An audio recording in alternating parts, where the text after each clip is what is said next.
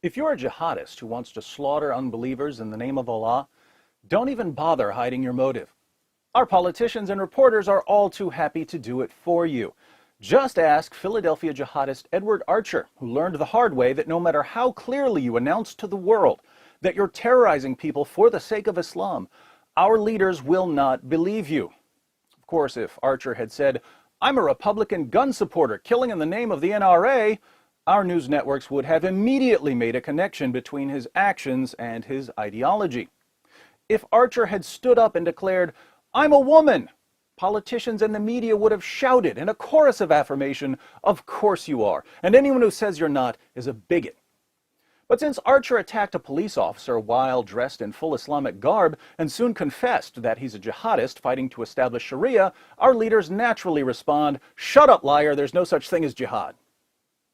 Imagine Archer's frustration as he tells investigators exactly why he shot Officer Jesse Hartnett. The suspect in question is a 30-year-old male from Yaden. He has a Philadelphia address as well, I believe. Has confessed to committing this cowardly act in the name of Islam. According to him, he believed that the police defend laws that are contrary to the teachings of the Quran. We had the suspect upstairs, the homicide unit, talk to him. Right away, he didn't have anything to say, but then he stated that he pledges his allegiance to Islamic State. He follows Allah, and that is the reason he was called upon to do this. This crystal clear confession is then immediately thrown out by world-renowned Quran scholar / mayor of Philadelphia for the past 4 days, Sheikh Jim Kenney. In no way, shape, or form does anyone in this room believe that Islam or the teaching of Islam has anything to do with what you've seen on that screen. That is abhorrent, it's terrible, and it does not represent the religion in any way, shape, or form or any of its teachings. Now, there are two basic ways you might deny the connection between Islam and jihad. First, you might pretend that the Quran doesn't say things like, "Fight those who do not believe in Allah," Surah 9, verse 29. "O Prophet, strive hard against the unbelievers and the hypocrites and be unyielding to them," Surah 9, verse 73. "Surely Allah has bought of the believers their persons and their property for this, that they shall have the garden. They fight in Allah's way, so they slay and are slain," Surah 9, verse 111. "O you who believe, fight those of the unbelievers who are near to you and let them find in you hardness," Surah 9, verse 123. "Muhammad is the messenger of Allah, and those who are with him are severe against disbelievers and merciful among themselves," Surah 48, verse 29, and so on. Unfortunately, the claim that the Quran doesn't say these things can be refuted using the skills a 5-year-old learns on Sesame Street. If you can read, you can know what Islam teaches. The second way you might deny the connection between Islam and jihad is by pretending that there's no relationship between what a religion commands and what the adherents of that religion do. Now, there's not a necessary connection between what a religion commands and what an adherent of that religion does. You can believe in a religion without doing what it says, and you can do what a religion says without believing in the religion. But does this mean that there's no connection at all?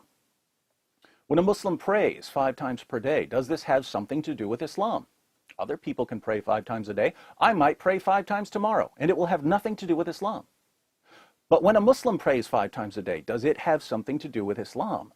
Of course it does, because Muhammad commanded his followers to pray 5 times a day. When a Muslim fasts during the month of Ramadan, does this have something to do with Islam? Non-Muslims might coincidentally fast during that month, and it will have nothing to do with Islam. But when a Muslim fasts during the month of Ramadan, is there a connection to his religion? Of course there is, because Muhammad commanded his followers to fast during the month of Ramadan. When a Muslim takes the pilgrimage to Mecca, does it have something to do with Islam? Yes, because Muhammad commanded his followers to take the pilgrimage to Mecca. When a Muslim goes to the mosque on Friday, or recites the Shahada, or pays zakat, does this have something to do with Islam? Absolutely. Now, when a Muslim opens the Quran and reads, "Fight those who do not believe in Allah," and he decides to obey this command, and he opens fire on a police officer, does this have something to do with Islam? Does this mean that all Muslims are violent? No. Does it mean that we need to round up Muslims and put them in camps? Not at all. But is there a connection between Islam commanding its adherents to wage jihad and the jihad that some of these adherents wage? No question.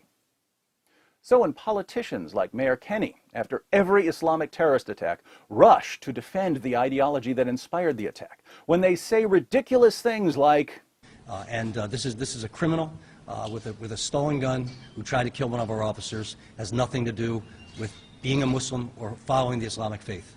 we can only respond, What you just said is one of the most insanely idiotic things I have ever heard. At no point in your rambling, incoherent response were you even close to anything that could be considered a rational thought.